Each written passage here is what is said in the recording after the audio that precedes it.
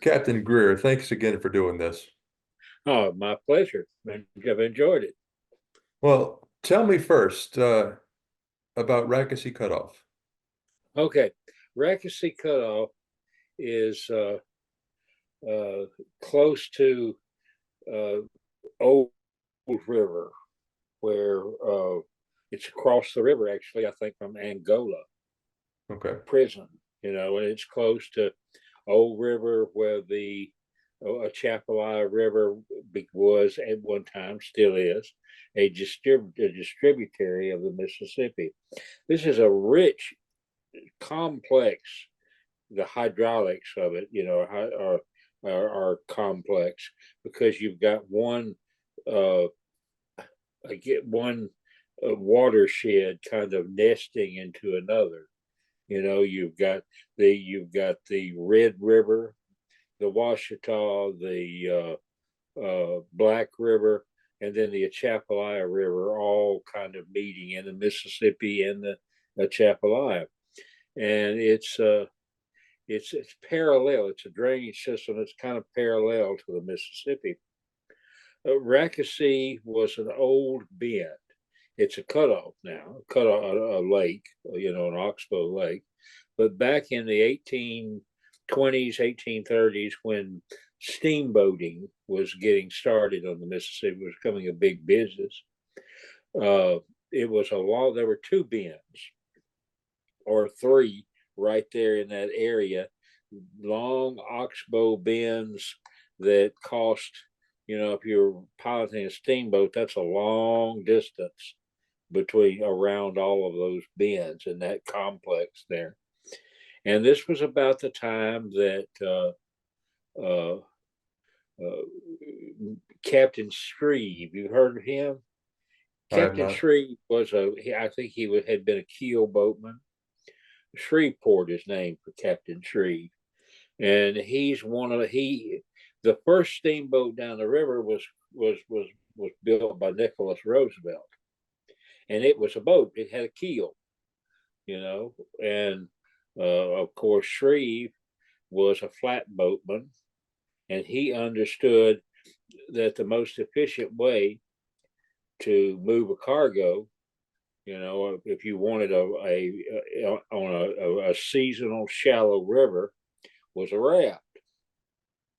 A raft is rectangular in shape, flat bottom, has no hydrodynamics to speak of at all. And if you navigate it at all, you have to do it by positioning it in the current to let the current do most of the work. And Shreve had experience with that. Uh, he also, but that's what you were able to get to achieve a minimum draft with a maximum cargo in that way. So Shreve started building steamboats like that, basically a raft with a superstructure of gingerbread on top of it. And it would have some lines, they'd put a bow of sorts, but no keel, no central member keel. So, and these were much more efficient on the Mississippi, which was and is a seasonal shallow river. And so Shreve was a great inventor. He was really kind of the father of steamboating, much more so than Nicholas Roosevelt or Robert Fulton or any of those people.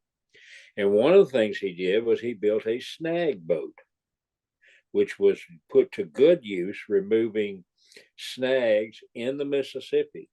A lot of steamboats got sunk, by running over a snag or a sawyer or something like that, and finding right over the bottom of the river.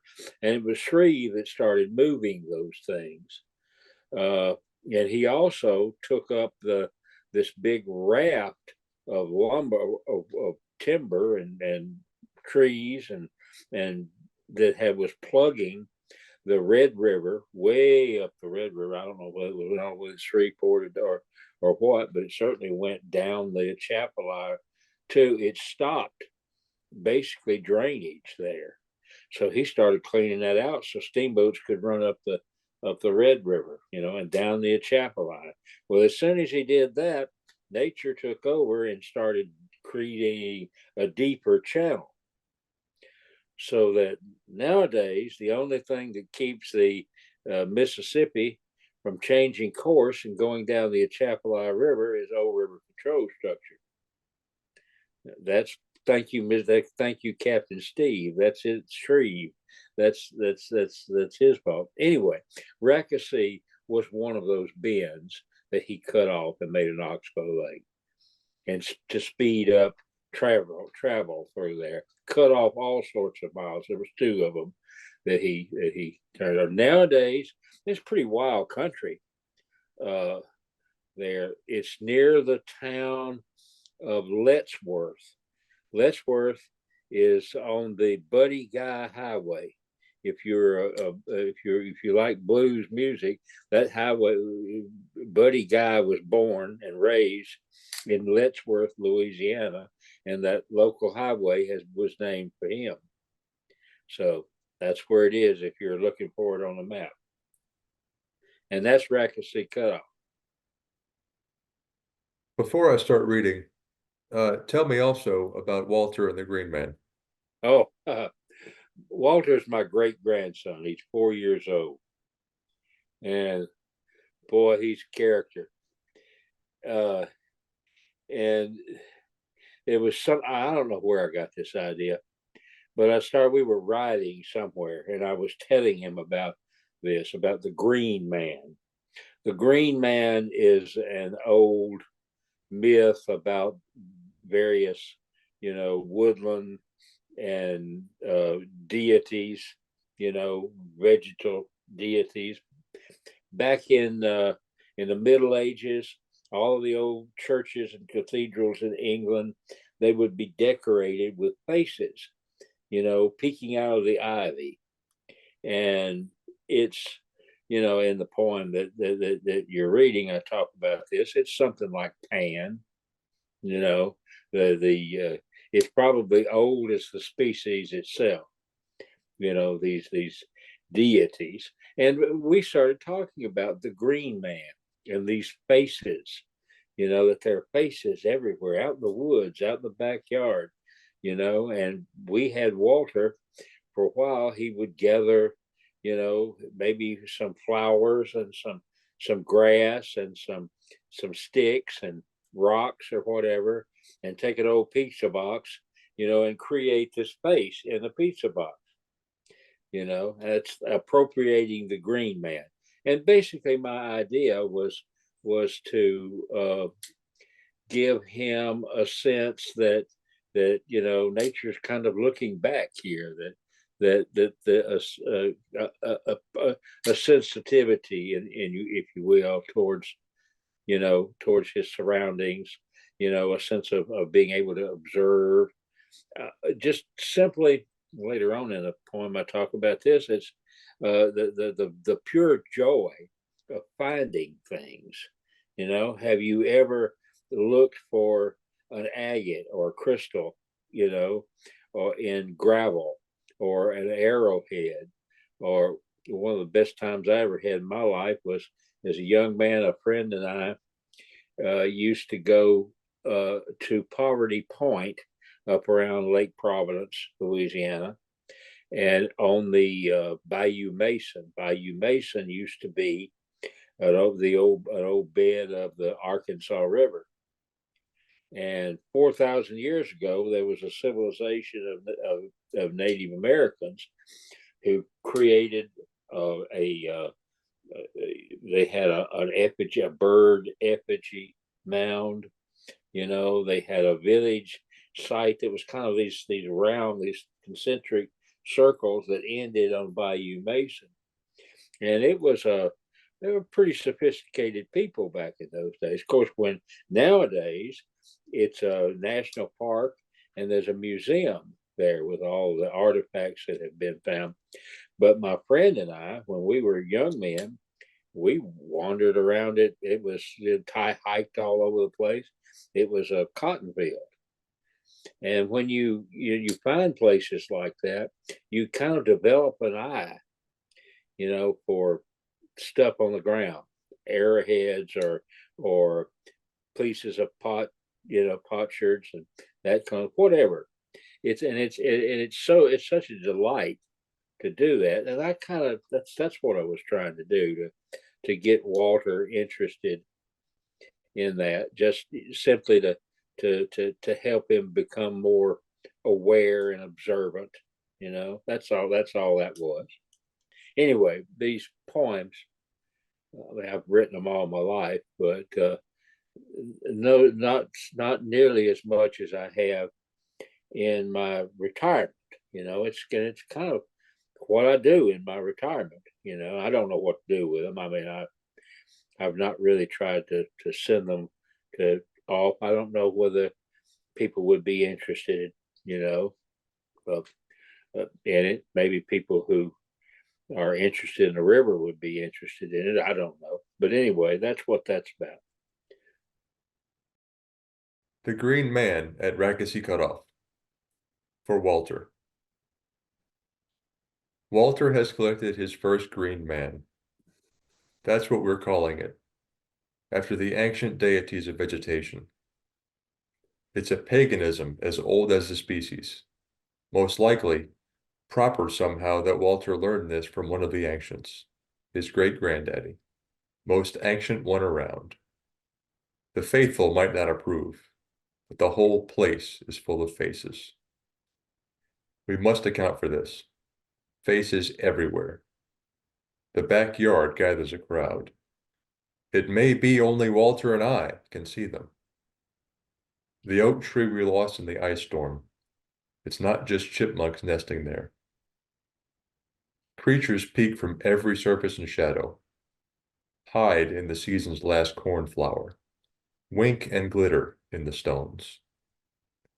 Mosses beard the shady sides, and the old pond is a mud hole.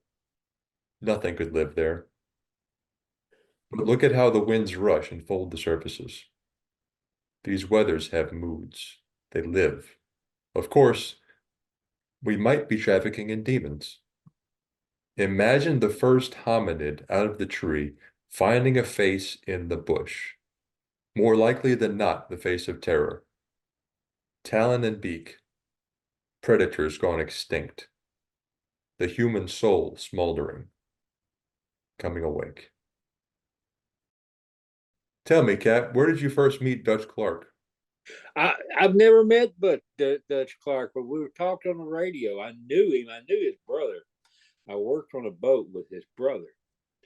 But I knew so many of my friends when I was starting out on the river came from that little community where Dutch was from. Dutch was kind of the senior of that group of men, and most of them were my from my father's generation, but some of them were just genuinely characters. They all came from around the Washita River, from a place near Columbus or Columbia, Louisiana, a place called Duty Ferry. And when Dutch he had owned a boat and operated it on the Ohio River for years. And when I knew him, talked to him, he was working for Brent Towing Company, and we would meet. He wouldn't work as captain, and I was pilot.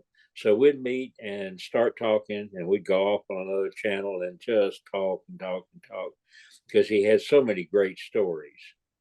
He would tell me about places that he had known that didn't exist on the river anymore, and that was just fascinating to me. So I loved talking to him, and he was a raconteur of sorts. He was a great storyteller and just a wonderful old gentleman. He was a really intelligent man too. I mean, two of his sons became doctors, I think, in Monroe, Louisiana. So, but he was just a, a fascinating character. And it's interesting to me that I learned so much about his career and about the river from him.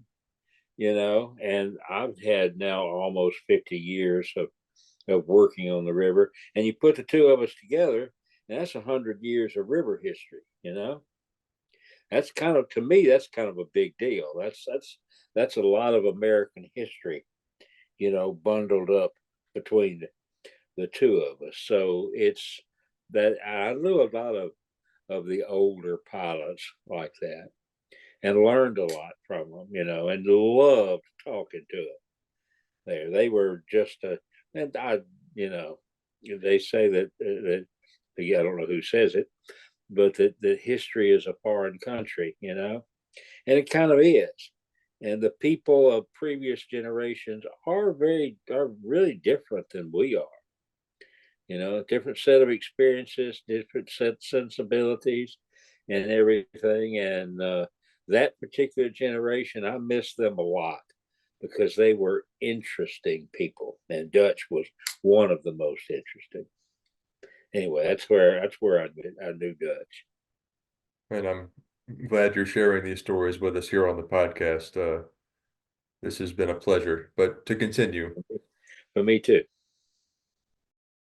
Dutch Clark saw that channel at Racassi and Angola swap sides 3 times in his 50 years as a river pilot. I've seen it happen at least 3 times during mine. That's 100 years of river history in the overlap. But it was always a volatile reach. The last time it got away from them, it shredded old Miles Bar like it meant to just keep right on going out to sea. And it will one day, in spite of clever interventions. We don't really know this geography. Old weathers and mountain ranges sifted down to fine muds and clays. There is nothing uniform in alluvium. Each basketful has a singular past. Deep time hides in the bluff bank. Concept of place literally ingrained. But the planet was never seamless. It wasn't made, it was assembled. It is still gathering and folding into itself. Where one watershed nests into another, there are ancient continental scars, eons and atmospheres, big ideas and shovels, unraveled drift racks and old dead men grubbing oxbow bends, cut off lakes, their very sweat seeping into the aquifers. Dutch grew up at Duty Ferry on the Wachita River, one-room schoolhouse on the riverbank. Dutch, we have you a scholarship to LSU, they told him. He looked down at his overalls, his bare feet, and knew he wasn't going to any university. About that time, Captain Cooley's old packet boat, the Betsy Ann, showed up close enough you could hear the bells. You could watch it blackstack when the pilot backed up. No, ma'am, Dutch told the teacher. There goes my university, right yonder. The green man is only a form of Pan. And other lucky nameless visitations, whispers, little noises, presences that wander into light and habitation, exercises in seeing and finding, in the pure joy of seeing and finding, searching out arrowheads and potsherds, agates, gravel, quartz and crystals, fossils, walking sticks, finding exotic forms in driftwood and detritus, insect hieroglyphs, all the evidences of creation. A simple weed, a broom straw, could be wild hair or beard. Stones could be grin or grimace. Flowers, black-eyed Susans, could be the eyes of eternal creatures that will stay a day or two in a pizza box before they fade and wilt and return to hiddenness. I'll tell you a story, Walter. This was 60 years ago. Old Dutch was waiting down below Miles Bar, when there was a Miles Bar in the world. The lights of Angola glowed across the river. That's where they kept the bad boys and outlaws. He shoved in just below Hog Point. It was a bluff bank, and he had an empty grain tow, so the port lead barge was right up over the dirt bank. He was waiting for southbound boats to clear. He might have waited 2 hours or so. Now, that's wild country at Rackesee. 3 rivers come together near there: cotton fields, bean fields, woods and swamps, and oxbow lakes. I saw a black bear once, sitting on the riverbank, cooling his feet in the river and watching boats go by. There are wild hogs, alligators, snakes, and wildcats.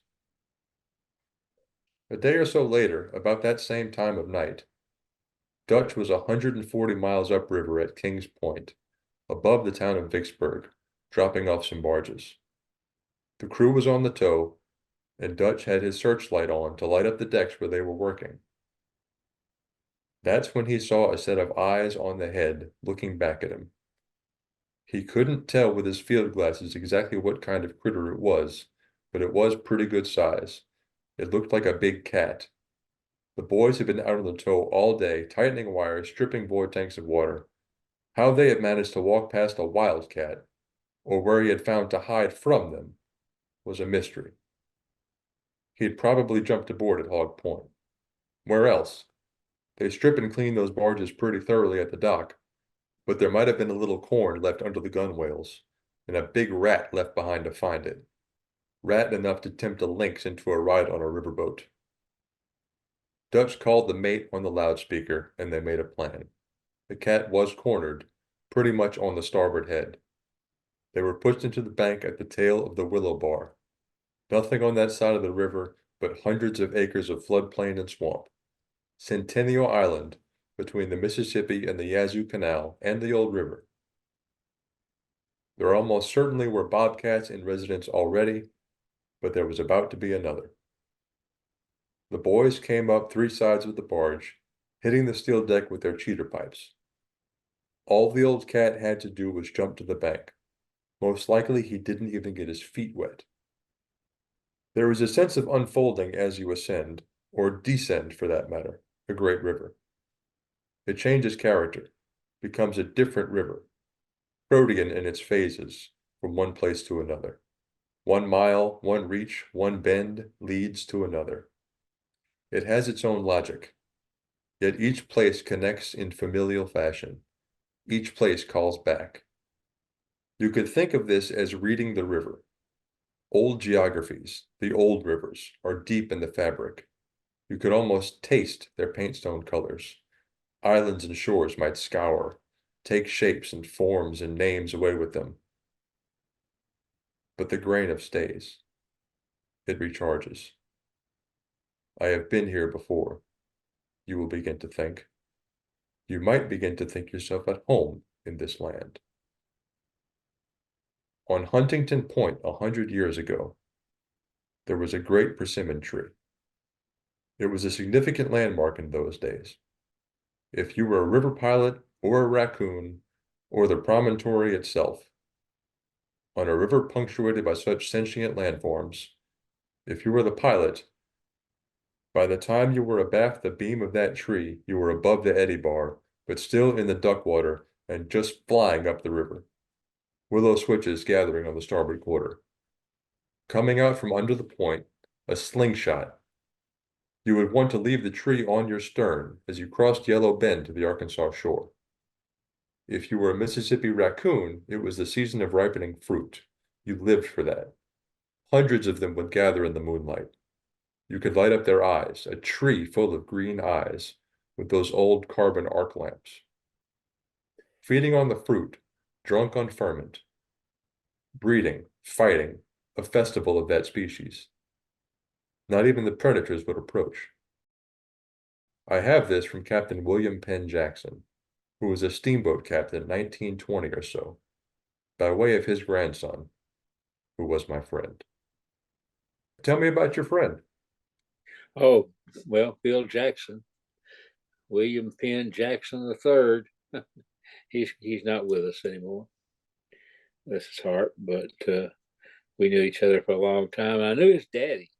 His dad was a river pilot. He was worked for it was, I think, in charge of, I don't know what his position was, of oh, I forget what the oil company was there in Baton Rouge, the dock there. And then he went to work as a ship pilot at the Superport off the coast. But Bill was his